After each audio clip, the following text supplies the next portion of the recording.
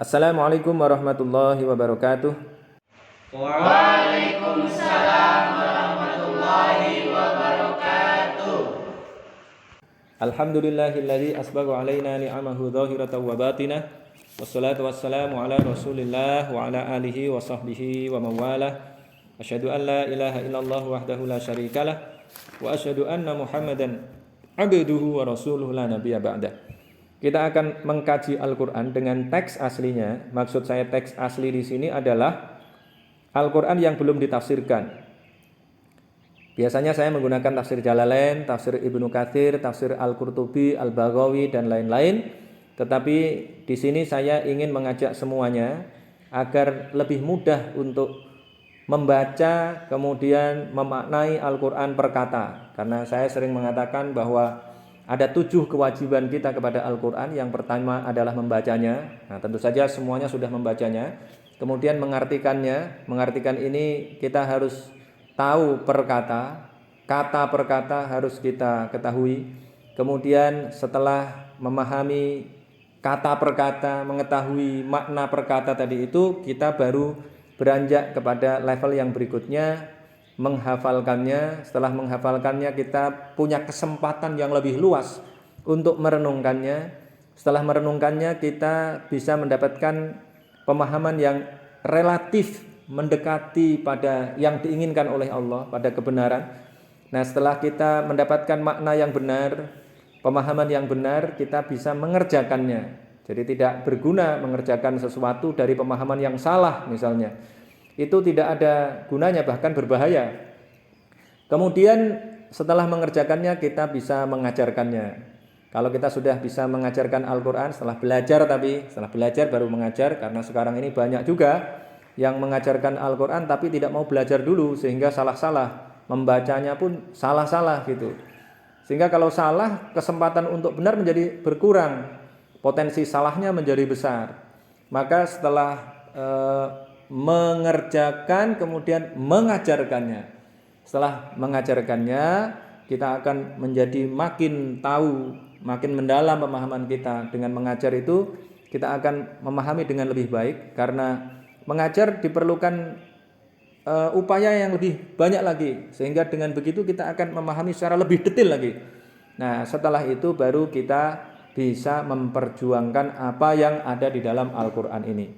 Nah, dengan demikian ini ya, kita bisa memiliki kesempatan untuk belajar dengan lebih baik ya, lebih luas.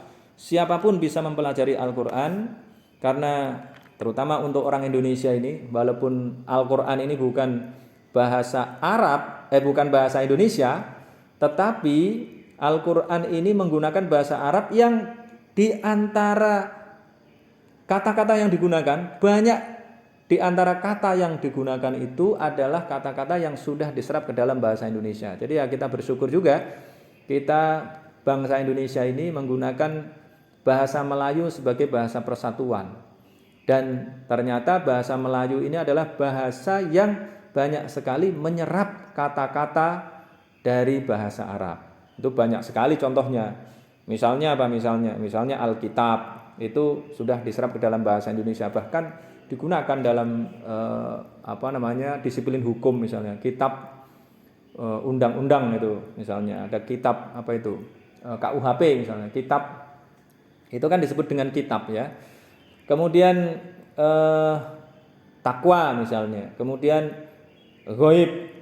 gaib itu adalah bahasa Arab. Rizki itu berasal dari kata rozaqo, rizki. Iman ya bahasa Arab, dan seterusnya, banyak sekali.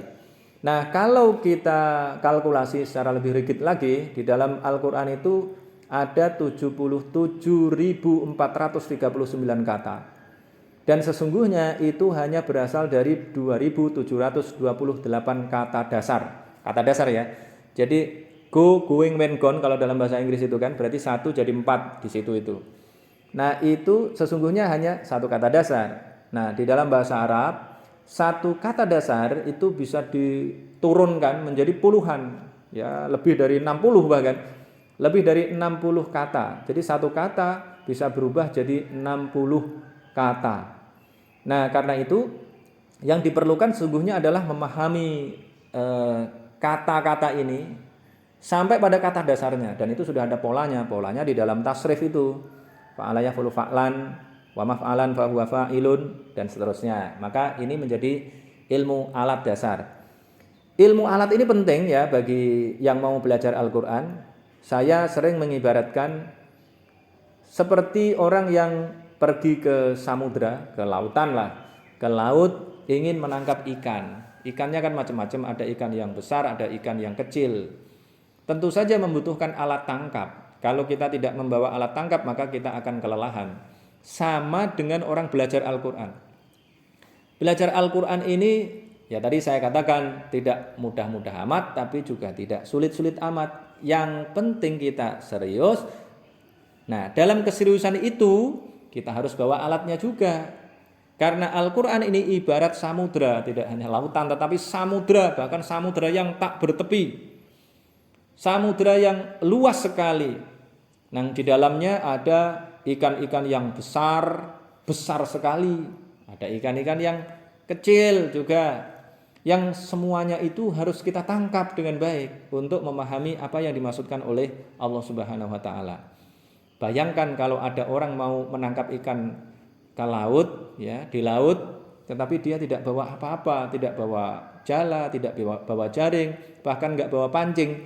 Dia menangkap ikan mujair aja. Kalau pergi ke Ancol, pergi ke Tanjung Mas ini, kemudian ikan mujairnya lari ke Madura, wah bisa kelelahan itu. Nah, itulah yang dialami oleh para pencari ilmu, pencari ini, ya, orang yang ngaji, tetapi tidak membawa alat, tidak memiliki ilmu alat. Maka yang dilakukan hanya datang, duduk, kemudian ngantuk. Karena apa? Karena tidak nyambung yang disampaikan oleh Pak Ustadz, Pak Kiai, ya, ulama-ulama itu nggak nyambung. Nah, itu juga yang dialami oleh orang-orang yang sekedar ngaji nguping, misalnya sebagiannya itu jadi begitu. Kenapa? Karena kadang-kadang tidak nyambung, dan kalau nggak nyambung kan pasti kita ngantuk. Nah, ini saya berharap dengan mengkaji secara langsung begini ini semua juga bisa memegang Al-Qur'an, maka akan membuat kita menjadi makin semangat, ya. Nah, ini nggak usah panjang-panjang dulu nih pendahuluannya. Kita langsung saja ke surat Al-Fatihah. Bismillahirrahmanirrahim. Nah, seperti saya katakan tadi bahwa banyak kata di dalam Al-Qur'an yang sudah diserap ke dalam bahasa Indonesia. Ini bismillah juga langsung kita menemukan kata yang sudah diserap ke dalam bahasa Indonesia. Bismillahi, dengan asma Allah. Bismillah ini berasal dari kata ismun dan Allah. Ismun jamaknya adalah asmaun. Kemudian diserap ke dalam bahasa Indonesia menjadi asma. Bukan penyakit asma, tetapi ini asma Allah, dengan asma Allah. Nah, kalau dalam bahasa Jawa lebih jelas lagi asmo. Asmoni pun sinten. Nah, itu adalah bahasa Arab yang diserap ke dalam bahasa Indonesia dengan nama Allah, dengan asma Allah. Nah, ada juga yang mengartikan, kalau ini pakai tafsir ini, ismun itu berasal dari kata sumuun, artinya adalah tinggi. Jadi kalau diartikan dengan sumuun berarti ya ketinggian, dengan ketinggian Allah. Jadi Allah itu maha tinggi. Bismillahi, dengan nama Allah. Kita artikan yang biasa kita dengar aja, dengan nama Allah. Ar-Rahmani. Nah, ini juga sudah berasal diserap ke dalam bahasa Indonesia. Ar-Rahman, Ar-Rahim itu berasal dari kata yang sama, Rohima. Kemudian diserap ke dalam bahasa Indonesia menjadi Rahim. Kenapa kok Rahim? Rahim itu bagaimana? Nah, Rohima itu artinya menyayangi. Karena kita berasal dari rahim yang sama, maka kita harusnya saling menyayangi. Atau kita kalau bersaudara itu ya saling menyayangi. Dengan adik kita, dengan kakak kita, dengan saudara-saudara kita, itu sangat menyayangi. Kalau dibuat level lagi, antara ibu menyayangi anaknya dengan bapak menyayangi anaknya, ya bisa dikatakan secara umum ibu lebih menyayangi anaknya, perasaannya itu lebih kuat gitu. Karena apa? Karena sudah pernah selama 9 bulan berada di dalam perutnya, di dalam rahimnya, maka sangat menyayangi. Nah, Ar-Rahman ini kalau di dalam Quran terjemah hanya diartikan maha pengasih. Ar-Rahim diartikan sebagai maha penyayang. Sesungguhnya berdasarkan sejarah, nah nanti bisa dilihat dalam kajian saya yang lain, Ar-Rahman itu adalah kata-kata baru yang maknanya dikonstruksi setelah Islam datang. Orang-orang sebelum Islam itu tidak memahami apa itu makna Ar-Rahman, makna Ar-Rahim. Karena apa? Di dalam world view mereka, di dalam pandangan dunia ya, pandangan dunia mereka. Kalau bahasa Perancis itu apa? Weltanschauungnya itu nggak ada, mereka nggak punya. Di dalam pikiran mereka itu nggak ada Ar-Rahman itu apa gitu. Ya nanti akan kelihatan ya. Ar-Rahman itu artinya, saya mengutip yang disampaikan oleh Al-Biqai di dalam Nazmud Durar fi Tanasubil Ayati Wassuwar. Itu Al-Biqai mengartikan Ar-Rahman, mendefinisikan Ar-Rahman sebagai syamilur rahmah likafati ma tanawalat hurrububiyah. Jadi rahmat Allah atau kasih sayang Allah kepada seluruh yang Dia ciptakan. Jadi semua yang diciptakan oleh Allah diberikan kasih sayang. Yang sering saya jadikan sebagai contoh adalah mau Islam, mau kafir, mau ateis ya, mau Islam, mau percaya pada Tuhan yang lain atau tidak percaya pada Tuhan sekalipun, mendapatkan fasilitas yang sama, diberikan nafas yang sama, diberikan rizki, mereka juga makan, bahkan kadang-kadang lebih kaya dibandingkan kita karena mereka usahanya lebih kuat misalnya. Tidak kemudian kalau orang yang tidak beriman kepada Allah dikasih nafas cuma sepertiga orang yang beriman misalnya, tidak. Karena apa? Karena kasih sayang Allah meliputi semua yang diciptakannya.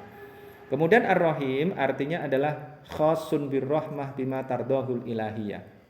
Jadi maksudnya adalah rahmat Allah yang diberikan hanya kepada orang yang sesuai dengan paradigma ilahiyah ya. Jadi paradigma yang dibangun oleh Allah itu kemudian kita ikuti, kalau kita mengikutinya Allah menjadi ridho pada kita. Itu yang dimaksudkan dengan khasun birrahmah bima tardahul ilahiyah atau khasur rahmah bima tardahul ilahiyah. Ada teksnya ada dua, ada khasur rahmah, ada khasun birrahmah. Nah, dari bismillahirrahmanirrahim saja kita sudah menemukan 3 atau bahkan 4 kata ya. Ismun, asma, Allah sudah kita sering menggunakan ya ilahi. Allah itu berasal dari kata ilah. Ilah itu artinya ya yang disembah. Artinya makluh. Aliha ya'lahu ilahan fahuwa alihun. Fahuwa ilahun ya, ilahun. Ilahun itu artinya adalah yang disembah, makluhun, ilahun makluhun. Fahuwa ya tadi itu berasal dari kata aliha. Aliha itu artinya menyembah. Kemudian ini kalau kita lihat kamus Ibnu Manzur, nah di situ dijelaskan bahwa ilah diberikan tambahan al menjadi al ilah. Ini membedakan kalau di dalam bahasa Arab itu ada al ma'rifat atau al ta'rif namanya. Itu sama dengan the. Maka dalam terjemahan bahasa Inggris itu arti la ilaha illallah itu there is no God but God. Nah, gitu. Ya, yang satu itu G-nya kecil, yang belakang itu G-nya besar. Karena apa? Karena G besarnya itu sesungguhnya the God, ya. Tuhannya itu sudah spesifik. Itu argumentasinya begitu. Kalau ilah itu umum, Tuhan. Ada banyak Tuhan yang dianggap oleh banyak orang, tetapi sesungguhnya Tuhan yang nyata-nyata Tuhan, yang betul-betul Tuhan itu ya satu, Allah itu ya. Maka bismillah tadi itu Allah itu berasal dari kata ilah, kemudian jadi al-ilah, kemudian karena agak susah itu ya, kalau bahasa itu kan begitu. Kata Ibnu Manzur jadi Allah, jadi begitu. Jadi bismillahi dengan nama Allah, Ar-Rahmani yang maha pengasih di dunia kepada siapa saja, Ar-Rahimi yang maha pengasih di akhirat kepada orang Islam saja. Ini makna bismillahirrahmanirrahim. Kemudian langsung saja. Kemudian ada pembahasannya lagi. Pembahasan mengenai bismillahirrahmanirrahim ini mengundang kontroversi juga. Ada yang mengatakan bahwa bismillahirrahmanirrahim ini bagian dari Al-Fatihah, tetapi juga ada yang mengatakan bahwa basmalah ini bukan bagian dari Al-Fatihah. Kalau saya ditanya, terus saya milih yang mana? Kalau saya berdasarkan subjektivitas saya, nomor satu ini, subjektivitas saya kalau membaca ini ya, saya punya dua argumentasi. Yang pertama subjektif ya membaca karena merenungkan, kemudian menemukan dalilnya juga ada. Jadi kalau kita balik dalilnya dulu deh, ya dalilnya itu qasamtus sholata baini wa baina abdi nisfaini wali abdi ma sa'ala. Fa idza qala al-'abdu alhamdulillahi rabbil alamin, qala Allah taala hamidani abdi. Ini hadisnya panjang. Tapi saya mengambil yang awal aja agar cepat. Qasamtu, aku membagi, kata Allah. Ini hadisnya hadis qudsi namanya. Maka yang mengatakan adalah Allah. Qasamtu, aku membagi as-sholata ing salat. Baini di antaraku wa baina abdi dan di antara hambaku nisfaini menjadi dua bagian. Wali abdi dan iku bagi hambaku ma utawi sesuatu yang sa'ala meminta sopo abdi ing ma, namanya dhamir a'id itu. Fa idza qala al abdu, fa idza qala maka ketika berkata, siapa yang berkata al abdu seorang hamba mengatakan ing titik dua tanda kutip alhamdulillahirabbil alamin titik tanda kutip tutup.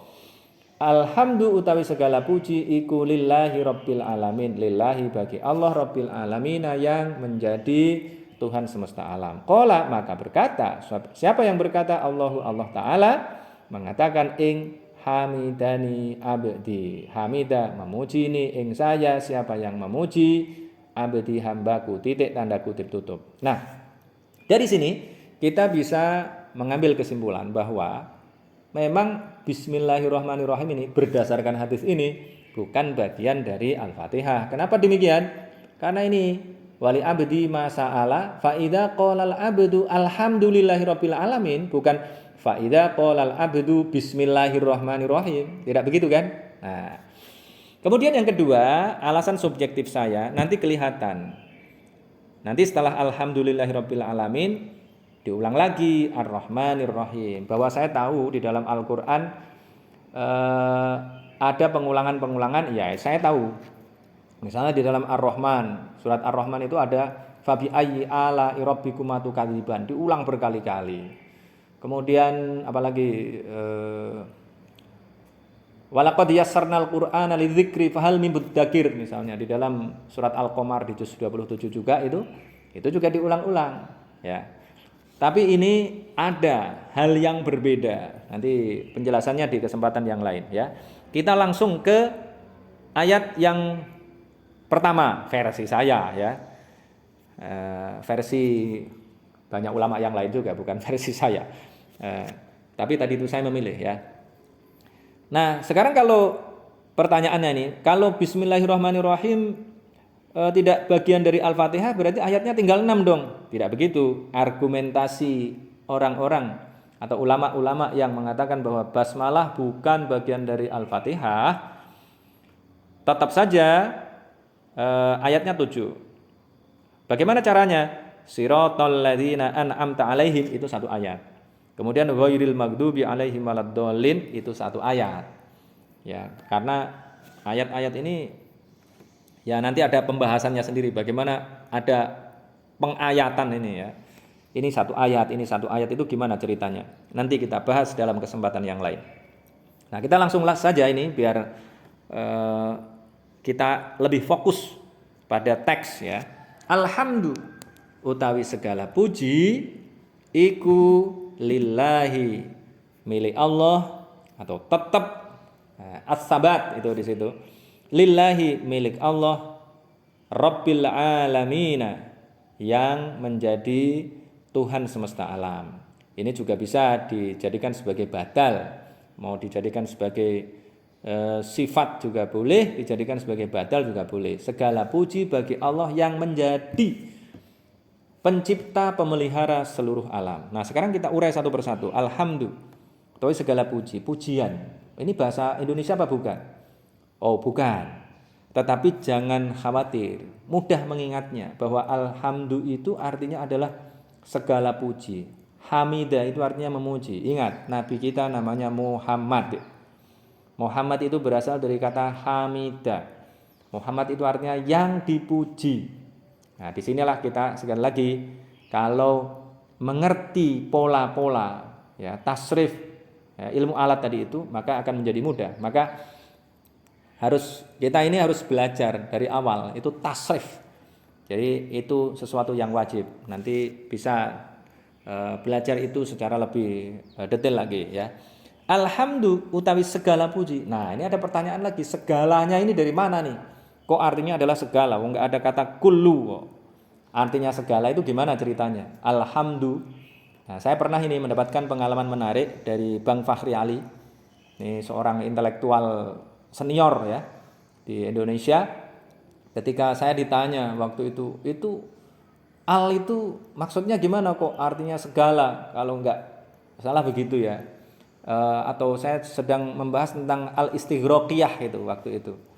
Oh ya, itu namanya al-istighraqiyah, artinya adalah segala gitu. Kemudian saya agak jelaskan dikit, kemudian Bang Fahri membalas WA saya. Oh, berarti al di situ artinya all ya gitu. All berarti all hamdu, jadi begitu, seolah-olah begitu ya. Tapi ya bisa saja itu kemudian diserap dalam bahasa Arab itu ada kata-kata yang diserap ke dalam bahasa Inggris. Misalnya apa? Misalnya al-qist itu diserap dalam bahasa Inggris menjadi justice. Kemudian firdaus diserap ke dalam bahasa Arab menjadi paradise misalnya ya. Kemudian jin diserap ke dalam bahasa Arab menjadi genius. Nah, itu begitulah kira-kira. Al-qatton jadi cotton bud itu. Nah, ini kita berimajinasi ya bisa benar bisa salah, tapi memudahkan kita. Al di sini artinya adalah al-istighraqiyah ya. Ini adalah al-istighraqiyah yang artinya adalah segala. Alhamdulillah utawi segala puji iku lillahi, tetap bagi Allah. Segala puji itu bagi Allah. Rabbil alamin, Rabb itu berasal dari bahasa Arab, itu bahasa Arab yang sudah diserap ke dalam bahasa Indonesia juga.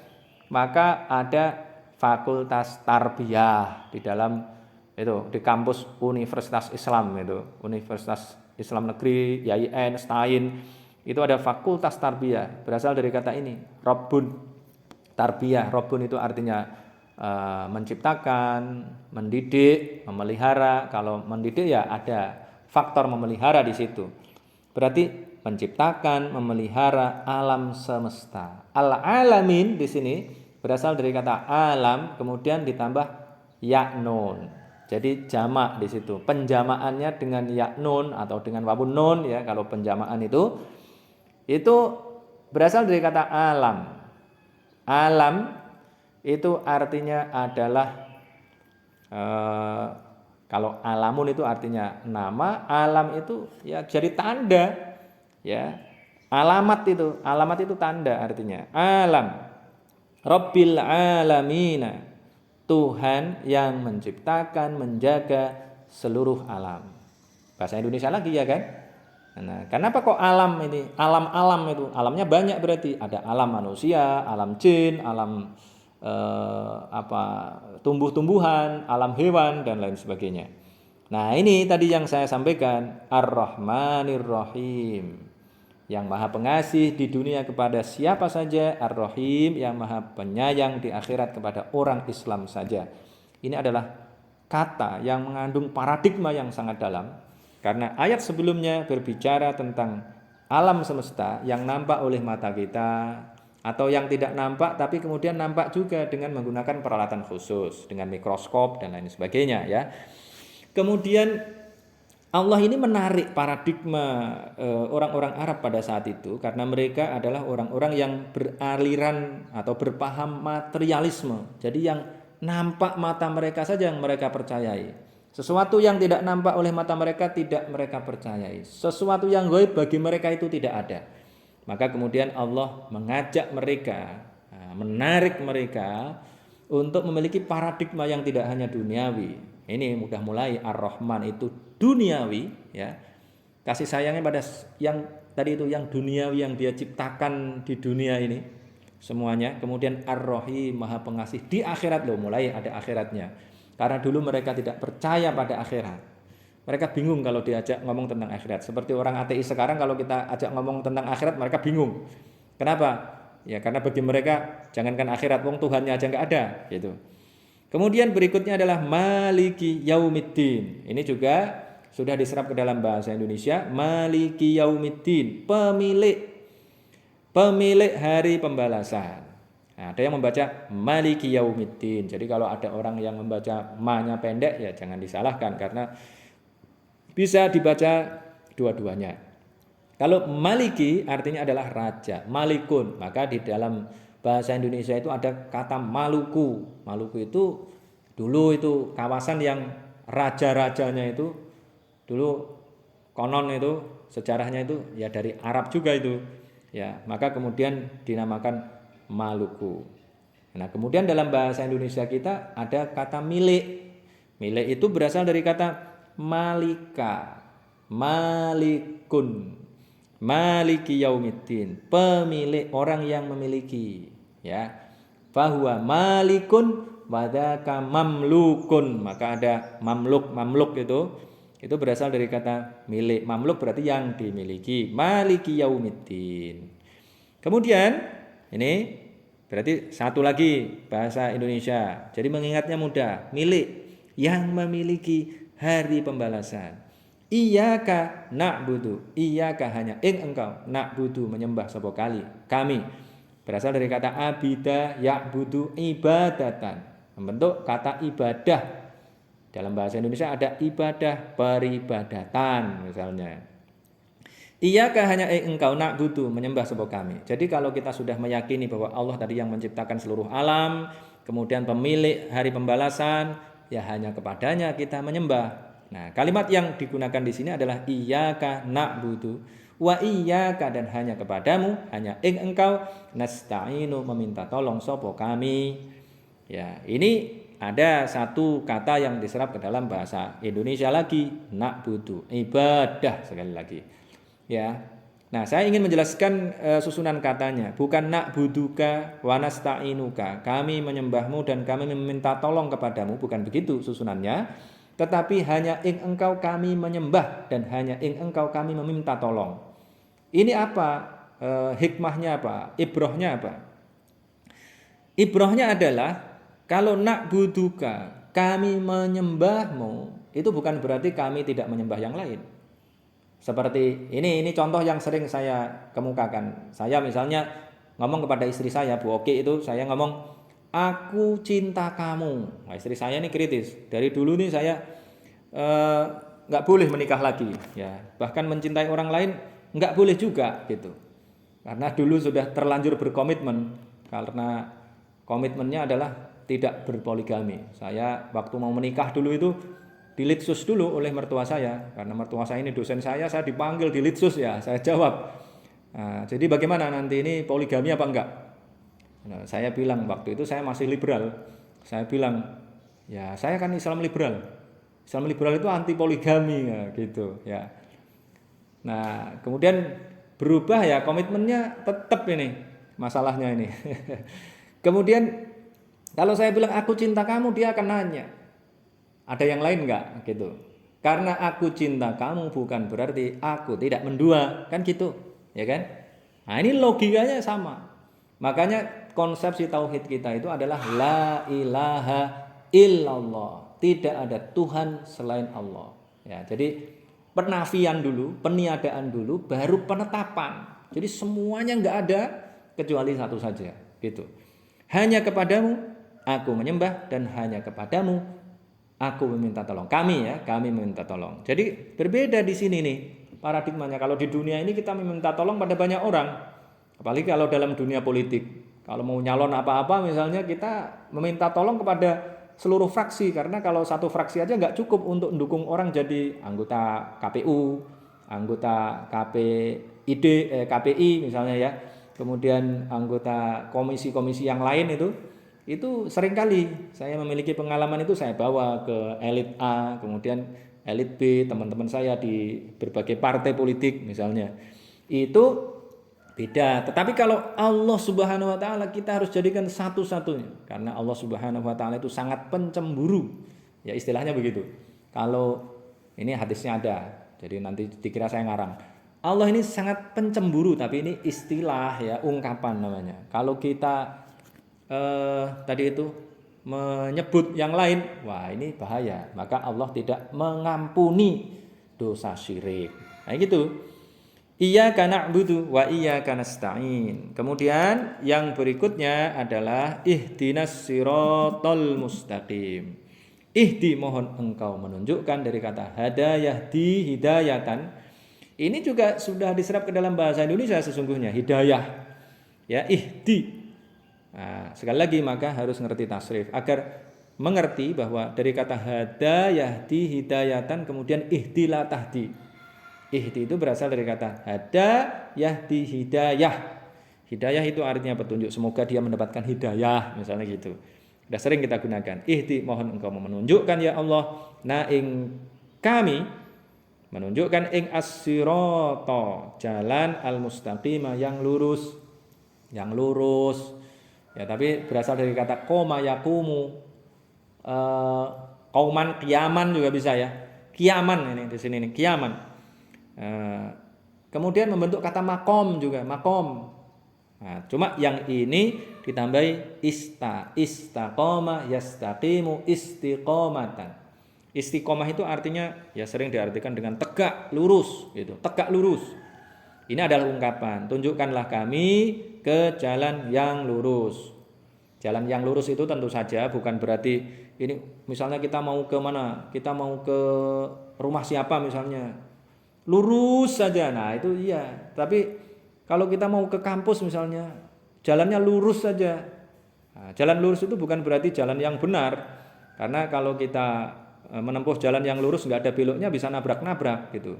Bisa nabrak tembok, bisa nabrak pohon dan lain sebagainya. Ini adalah ungkapan bahwa jalan yang lurus itu maksudnya adalah jalan yang benar. Nah, disinilah kita menemukan bahwa Al-Quran ini adalah kitab suci yang menggunakan bahasa ungkapan yang sangat indah. Puitis sekali Al-Quran itu. Maka dalam konteks ini kita belajar Al-Quran tidak cukup hanya dengan bahasa yang formal-formal, bahasa ilmiah seperti kita nulis skripsi dan disertasi, itu tidak bisa. Kenapa? Bahasa yang digunakan adalah bahasa ungkapan. Berbeda dengan bahasa ilmiah, harus ya itu yang ditunjuk itu, tidak menggunakan bahasa ungkapan. Nah, kalau Al-Quran seringkali bahkan menggunakan bahasa ungkapan. Karena itu harus menguasai yang namanya balaghah, ya. Ma'ani, badik, bayan itu harus kita kuasai dengan baik. Kalau tidak menguasai balaghah ya nggak ngerti. Nah, seringkali orang hanya menggunakan bahasa formal saja, kemudian gagal dalam memahami Al-Quran. Nah, disinilah nanti tingkat kesulitan akan meningkat. Tetapi ini dulu yang kita pelajari adalah yang per kata dulu. Nanti kalau nggak paham baru nanti kita akan terpancing, kita akan menjadi lebih semangat. Wah, ternyata harus memahami ilmu berikutnya. Nah, gitu dari sini nih. Nah, as-siratal mustaqim ini yang bagaimana ini? Siratal ladzina an'amta alaihim. Namanya badal ini. Badal itu yang menjelaskan ya, yang posisinya sama dengan kata sebelumnya dan dia merupakan penjelas juga.